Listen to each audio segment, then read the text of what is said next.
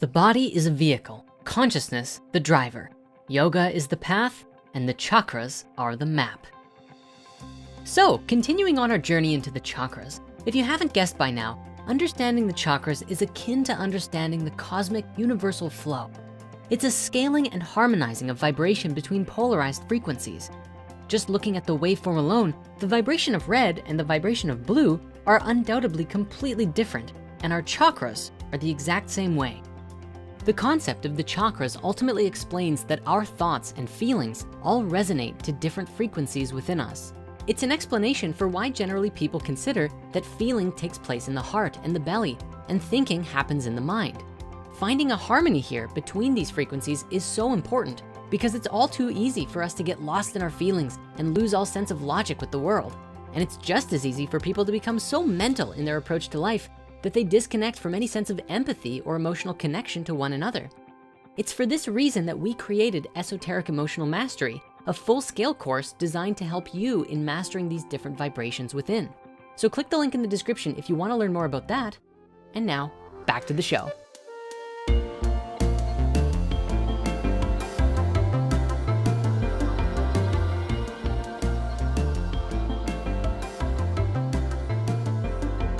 Now, when a person is living within the realm of one particular chakratic energy, their whole world can be colored by the energy of that frequency. It's kind of like a lens through which everything in existence is interpreted for us. In order to explain this clearly, here's an example.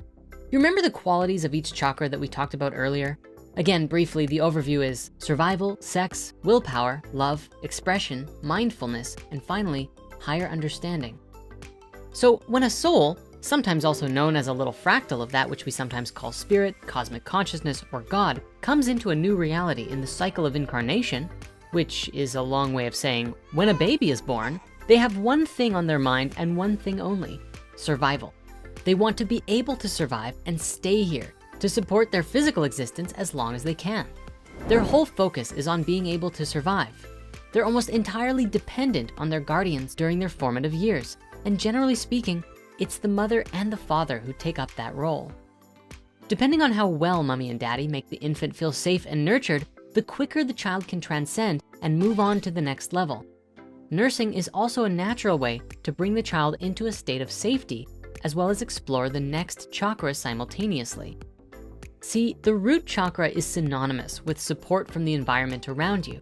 And if a child is growing up in an unsafe space, or there's a lack of nurturing to keep the child feeling safe and explorative, it will take longer for a solid transition to take place and can even cause long-term damage to the understanding of the child, and they could grow up with many traumas, anxiety, and pain.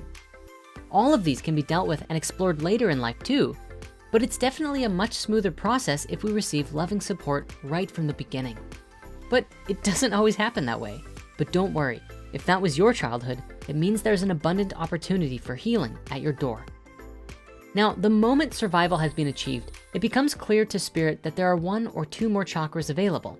There are actually two, but spirit may sometimes only see one at first.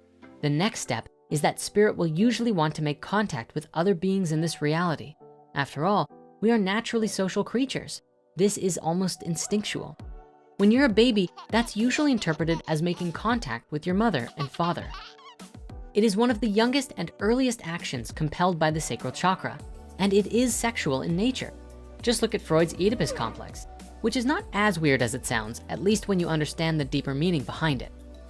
As you get older and your sacral chakra matures within you, the same as your other chakras, the desire for contact shifts from the innocence of support from your parents to a different form that I'm sure we're all aware of. Physically, we call it puberty, and you might remember all those uncomfortable talks you got in biology class, but we'd rather not. The essence of the sacral is to reach out, locate, and make contact with the life that exists in the world around you. At a young age, it covers everything from holding your mother to snuggling a kitty, although this energy has in a way been programmed out of us by our own media and peer groups at this point. Very few people have cuddle puddles nowadays, but I guess snuggling kitties is still socially acceptable. So the next stage is where things get interesting. Generally, for a soul who only has access to these lower chakras, their consciousness is rather self-centered, which is natural. It's why children sometimes have a hard time perceiving the wants and needs of the larger social body around them because they are still focused on and learning within their own personal growth, wants, and needs.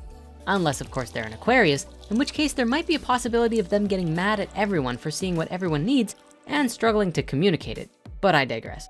Now that spirit has survived and made contact with other life in the world, the third chakra that's available is called the solar plexus and deals with willpower. In a nutshell, spirit wants to know how and why things work. What are the laws of this new world? How does gravity work? How do you do things?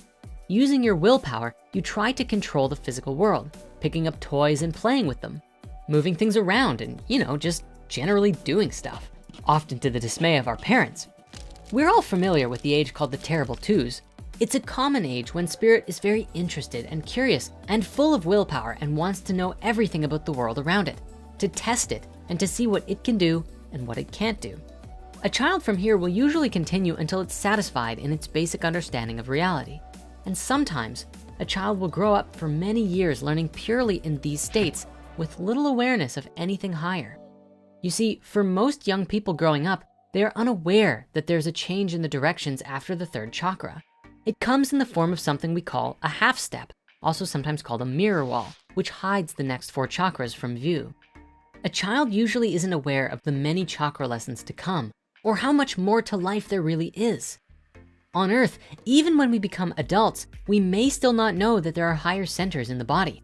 You're probably familiar with the hoity-toity businessman archetype, purely focused on their own status and wealth, and don't care about whoever they have to step on to level up their personal game. Well, anyone resonating with that mindset is definitely locked into their solar and root chakras, but they can't see the heart because the sacral, the feeling and connecting with others empathically, is really not that active.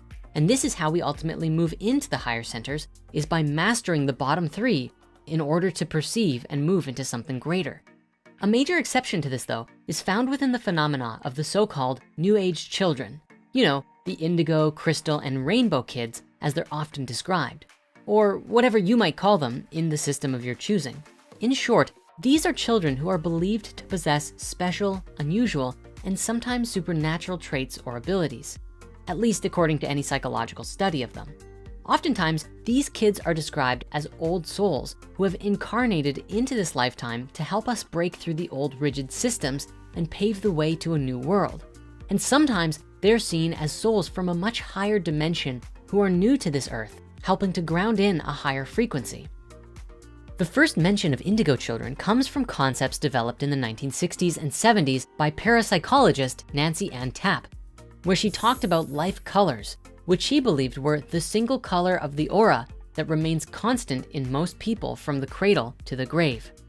As the world moved into the psychedelic revolution of the 60s and early 70s, Nancy noticed that reports of children with indigo auras being born were growing up and getting much more common as we were evolving as a species. These so-called indigo children generally have a vast wealth of spiritual experience under their belt, seemingly out of nowhere, being able to meditate, understanding the chakras, and do energy work at a very early age. This is mostly because they remember their past lives much more easily than other people, so they seem much more mature than other kids of their age. It makes sense, especially if they remember having done this whole life thing hundreds of times. They know what they're doing. Now, some people in recent years though have argued that indigo and the like are the real cause behind conditions like ADHD or just ADD, but this ultimately all comes down to what you believe, as naturally, the view in medicine is that ADHD is a defect. I also wonder how low-vibing foods that many kids are eating affects them on a cellular level. But hey, we have a Healing with Food movie if you wanna go deeper onto that topic. Regardless, on the subject of ADD, while today it's classified as a disorder, if you're a parent, the idea of having a gifted child is much more appealing than the idea of a broken one. And it may inspire creative action to support them rather than just feeling terrible that your problem child sucks, Because let's be real, they don't suck. They're awesome. They just need some unique support in being able to see it and tap into the magic within them. We're actually working on a course for conscious parenting inside of Spirit Mysteries, and we'll keep you posted on how that's coming along soon. Anyways, some of the other traits common to these new children though are stuff like high levels of empathy and emotional intelligence at young ages, often seeming much older than they are or having an older energy about them, often being perceived by friends and family as being strange or even alien, possessing a clear sense of self-definition and purpose, showing a strong innate subconscious spirituality from early childhood, and even usually having a resistance to rigid, control-based paradigms of authority. We sometimes even see natural or innate spiritual wisdom and gifts coming through these children in immaculate splendor. However, it's important not to put too much thought into labels or how we define these spiritual gifts, as there is definitely not any kind of true hierarchy to this stuff. Just because some of us come into spirituality at a much older age doesn't mean that we're any less spiritual than some of the new generation.